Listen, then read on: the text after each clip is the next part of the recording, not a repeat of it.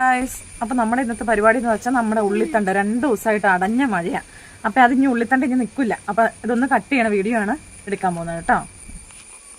അപ്പൊ കണ്ടോ നമ്മുടെ ഉള്ളിക്കൊക്കെ പതിയെ ഒരു പഴുപ്പ് പോലെ വന്നേക്കണം കേട്ടോ.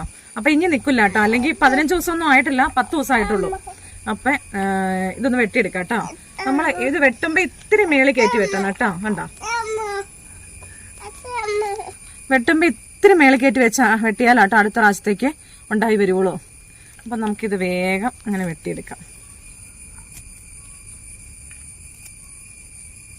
ഞാൻ ഇത്തിരി ചാണകവെള്ളമൊക്കെ കലക്കി ഒഴിച്ചുകൊണ്ട് പെട്ടെന്ന് ഉണ്ടായി വന്നായിരുന്നേ. ഇതിപ്പം ഞാനിപ്പോൾ ഇതിങ്ങനെ ഒരു പാത്രത്തിൽ വെച്ചാണ്. നമ്മളിങ്ങനെ ഈ തിട്ട് പോലെ ഉള്ളിടത്ത് വലിയ ഇങ്ങനെ ഇച്ചിരി ഇടമൊക്കെയുള്ള പാത്രം ഉണ്ടെങ്കിൽ ഒത്തിരി അങ്ങ് വെച്ചു കൊടുത്താൽ നമുക്ക് സുഖമായിട്ട് ഒരു ദിവസത്തെ കറിക്കുണ്ട് കേട്ടോ. നമുക്ക് ഒരു ചിലവും ഇല്ലാത്ത സാധനമാണ് ഇത്. പെട്ടെന്ന് നമ്മൾ വളം ഇട്ടാലും ഇച്ചിരി മണ്ണ് നല്ലതായിരിക്കണം, അങ്ങനെയാണ്. അല്ലാണ്ട് അങ്ങനെ വളം ഇട്ടില്ലെങ്കിൽ ഇത് നന്നായിട്ട് കയറി വരും കേട്ടോ. വളം ഇട്ടാൽ നന്നായിട്ട് കയറി വരും. പെട്ടെന്ന് നമുക്ക് മുറിക്കാൻ പറ്റും. ഫുള്ള് വെട്ടിയെടുത്തു കണ്ടോ. നമുക്ക് ഇത്രയും കിട്ടി. ഇനി തോരൻ വെക്കണം കാണാം കേട്ടോ. ഉള്ളിയുടെ ഇല നന്നായിട്ട് കഴുകിയിട്ട് ഇത് നന്നായിട്ട് കുരുകുരാന്ന് അരിഞ്ഞെടുത്തിട്ടുണ്ട് കേട്ടോ. ഇനി ഇതിലേക്ക് അല്പം സവോള, ഒരു മുളകും ഇച്ചിരി തേങ്ങ കൂടിയിട്ട് നമുക്ക് തോരനാക്കാം കേട്ടോ.